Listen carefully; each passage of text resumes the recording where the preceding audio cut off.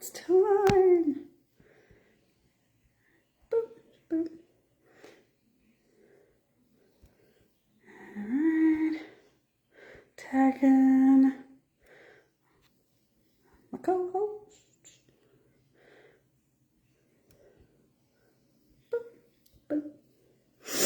All right.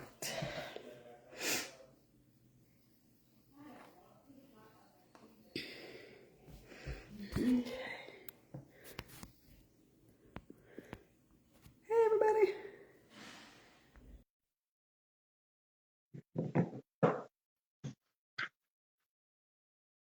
All right, Bruce is first up. Let's see if it's going to let him hop on here. I'm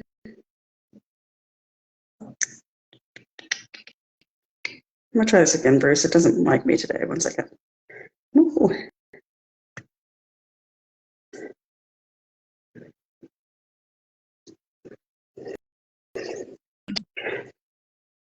Hey, hey, hey. Let me see if I can get the guys on here. It told me it didn't like me earlier, and I was like, yeah, but I always win this argument. So. How y'all doing? All right. Let's see here. So now it says it's adding Bruce. Let's make sure that it does.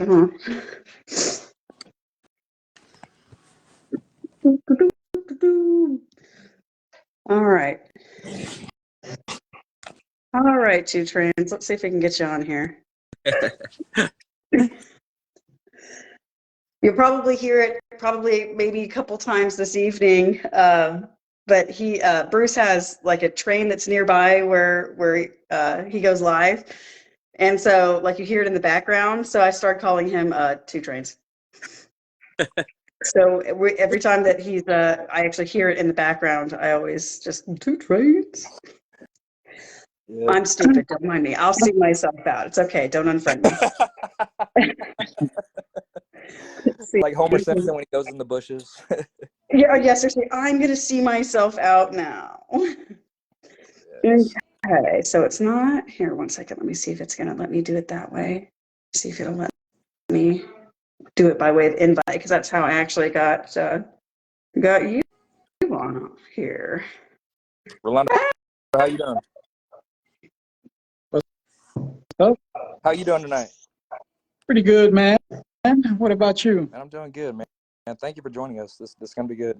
Oh yeah, this is man, it's my pleasure, brother. Anytime, bro. Yes. I was excited to do it. Yes, for you to be able to break it down, you know what we're gonna talk about. I'm very interested. I hope everyone watching is very interested, and I'm sure they are. That's why they're watching. Oh yeah, it is. It is definitely Bruce.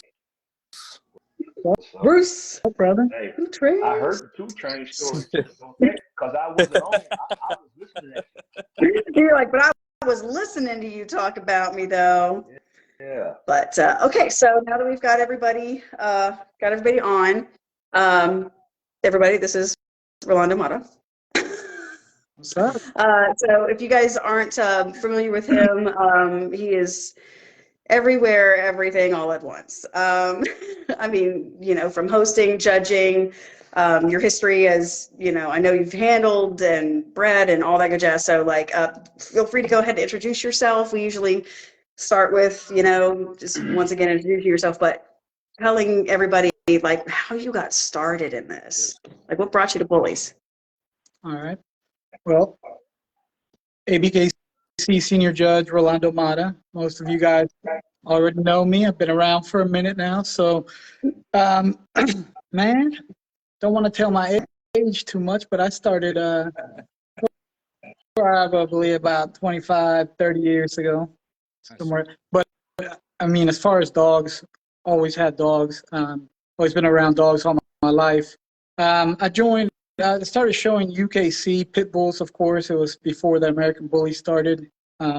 Even like Dave Wilson used to show UKC back in those days. I started showing in '97. So Nice.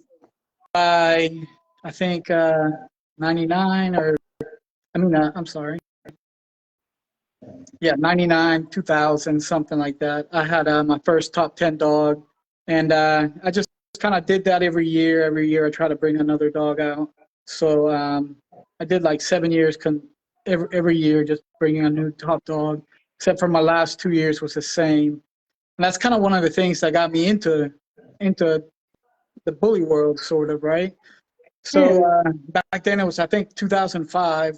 I was 2004. I ended up like number 3 overall in the country, and I had the #1 male UKC pit bulls. Okay. Right.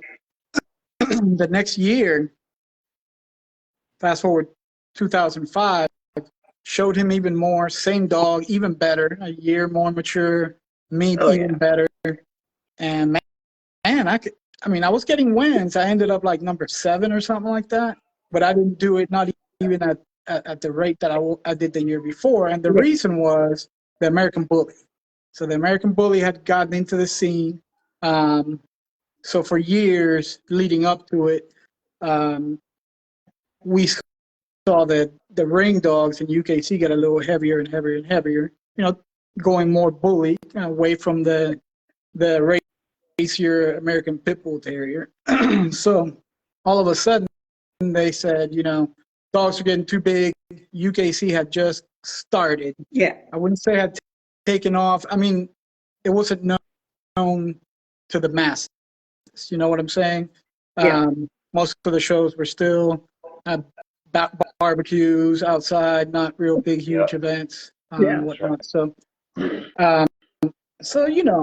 pissed me off a little bit. I mean, one year my male was about 78 pounds, right?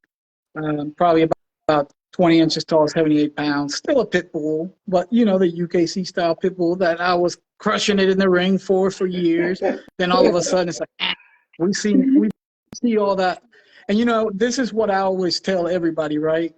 A lot of people that are here in ABKC with us now, they're new. Maybe their only experience with dogs has been ABKC, right? And anytime something goes kind of different or another direction, a little weird, everybody, it's big commotion everywhere. And there's different viewpoints and everything, but it's what happens. Like, I experienced it myself. It kind of pushed me away. I was like, I'm done with UKC. They can't just change this, So, and also around that time, got together with my current wife. So took a couple of years off the showing and all of that stuff. And I started I used to take, do photography for dogs. So the bully scene was kind of popping. And my best friend and my partner, Bully the Kid, Chris, he got his first show dog from me. So we used to hit the road together. We became best friends. We've been friends now for 25 plus years. So even from day one, he my homie. So he started going to bully shows with him. He was Bully the Kid now, not what we used to call him. Got into the bully world. He's gonna kill me. What did we used to call him? He became Bully the Kid, which is an interesting thing. So even back then, he told me, like, in the bully world, you could just be, and mind you, it was still pretty new. But he told me in the bully world, you could kind of just be whoever you want to be, right? And that was before even Facebook was really real big. We had like message boards and stuff. Everybody had their own identity, and you could be, some badass and internet gangster. But everything started kind of coming on, around that time. Oh, yeah. So he became Bully the Kid. I started going to dog shows, just taking pictures. And I remember I was at I think it may have been like 2007, 2008, something like that, maybe early 2008. I was at an ABKC show in North Carolina. It was an atomic dog show, huge, man. Back then, shows were a little different than ABKC today, right? So we've seen a lot of change, a lot of growth. Some say growth, some don't like it. Nevertheless, it's been changed. It's a lot different than it used to be. So, starting off back then, it was I got in. I went to my first bully show, and it was huge. Lots of dogs, lots of people. Yeah. But the breed needed some serious help. I mean, it was rough to see some of those dogs in that way. You know, as a breeder, I bred some of the some record holders in UKC history, and all of my breedings, I was very strict as a breeder. You have to do health testing, you know, hard hips, patellas, Yeah. and this is going back 20 years. Yeah. So I was doing all that back then, so totally different, right? So I get into this scene, and I love the atmosphere. It was electrifying. I mean, my type of thing. You know what I'm saying? Yeah. I was like, I'm home. UKC was a little, you know, boring. So I'm like, I'm home. You know what I'm saying? So a lot of people actually think that I changed a lot of the scene, but like I'm saying, like when I got to the show, I'm like, this is where I want to be. Right. This is it. This is the ticket. So, but the dogs did scare me a little bit. Yeah. And I remember walking around like, whoa. And my boy Chris, he was like, don't say nothing, bro. I mean, I'm outspoken about dogs. I mean, I'm a dog man. So to me, dog talk is real. Brother, Yeah. it's real. You got to be honest. Oh, you know, what's the point? Absolutely. It is what it is. Whatever you think of your dog doesn't change what your dog is. Yeah. Right? I mean, you got to live that. Yeah. So, anyways, he was like, don't just say they freaky. They like that. And anyways, man, so I had talked to Dave that day. I think while I was at the show, I think I spoke with somebody, and somebody called him, and they were like, and I'd spoken with Dave before a long time ago. I tried to get dogs from Dave, but even at that time, his dogs were already a little too big for the show ring. Oh. So I used to actually, yeah, Dave had a couple of dogs even in competing for top 10 back in those days, you know, early Nice. 2000s. They were definitely bullier. And obviously I was still attracted to that as well, right? So anyway, so I told him I wanted to become a judge. I'd been out of the dog scene a couple of years. Those that, if you have ever stepped out of your passion and it's like, it just calls you back, man, you know? So like I was starting a new life. Ready. Yeah, I was starting a new life, kind of left the UKC dog shows kind of behind a little bit. Hadn't been to shows, so I started, you know, coming to ABKC shows. Became a judge. By like 2010, I became a senior judge. And like I said, it's just been history since. So. Yeah, absolutely. Well, dang. Hey, sorry, Rolando, took it back a little bit. No, that's awesome. I love what you were Hey, saying, look. and you were saying about UKC, and you said it so, like, it's so normal that I was bringing dogs like every year, bringing up like 6, 7 years. Like, that's incredible. Man, how humble can you say it? Like, good stuff. And brought the 1 years in a row, but man, that's incredible because just the you know, evolution of the American Bully, like you're talking about how you've seen it, and you've gone from UKC and you've transitioned that in AKC, like that, it excites me because you're trained out. You know, you've literally the start of it. You've seen the ABKC and you were there get go. Yeah, man. What you did, I have seen and brought it over to ABKC. Yeah, I've seen a lot in ABKC. I mean, I've had the privilege to go all over the world. Yeah. Many times, one of the first judges to go to these countries. You know, did seminars in all these countries, try to get the community together there, and build not only the ABKC but really the movement of the American Bully in a lot of these regions. And it's been a great honor, really. It's been a great ride. I've gone to, I couldn't even tell you, I think like 50 different countries. Mercy. Wow. I don't know, man. I've been all over the place, and it's been incredible. So I owe a lot to it. It's definitely my passion. It's what I love. So, sometimes life gets a little funky. Yeah, we all go through it. You got to set dogs aside a little Yeah. bit. Yeah. I got wives. I got young kids again for the second time. Ah. So I'm a forever dad.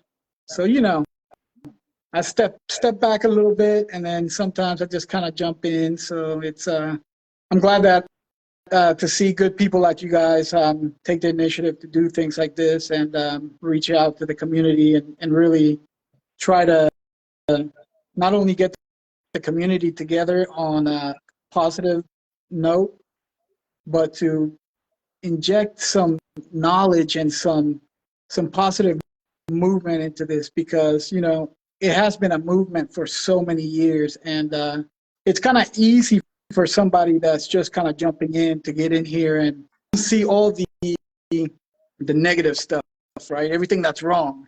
I mean, we can't even judge dogs by faulting, so you can't fault judge it, but everybody just gets in and just sees everything that's negative, and they don't see where we've come from, where we've been. Yeah. You know what I'm saying? It's like, whoa, if you guys only knew, Yeah. type of thing. We've seen what you've seen. Yeah, we would see the evolution as a whole, but that actually brings me to my very the discussion about the elephant in the room.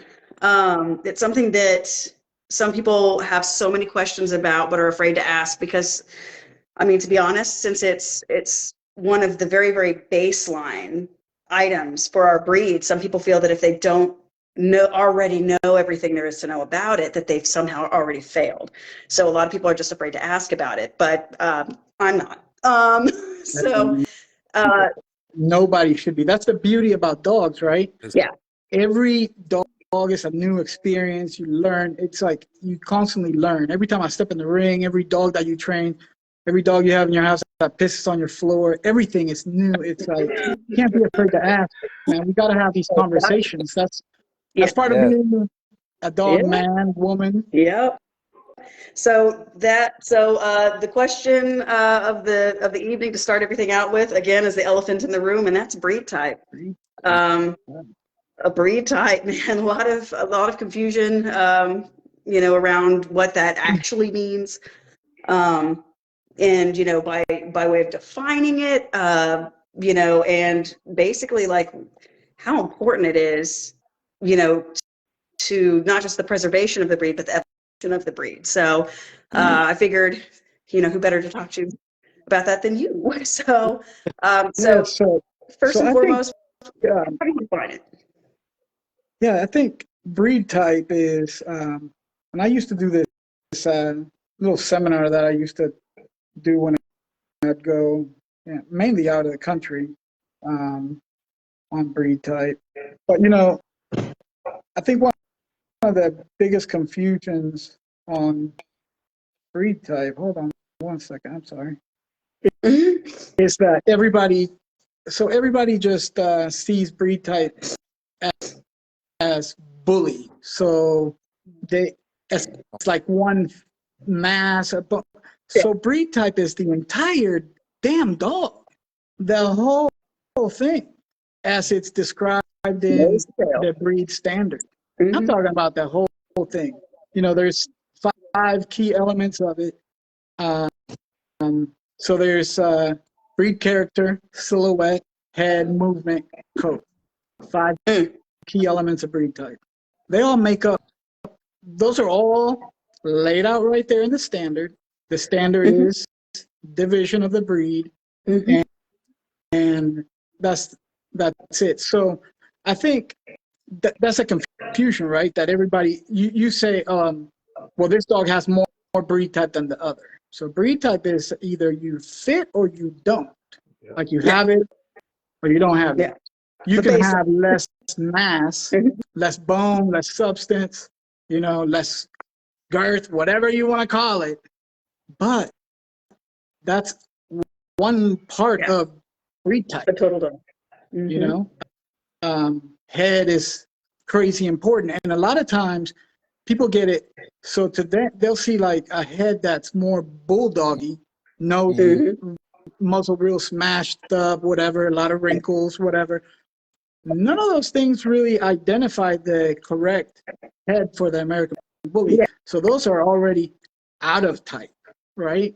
Yeah. But a lot of people are drawn to that, and to them, that's breed type because Yeah. it tends to be with dogs that are more mass, more substance, more of the wild thing. So, and that's like hyper type. That has Yeah. nothing to do with actual breed type.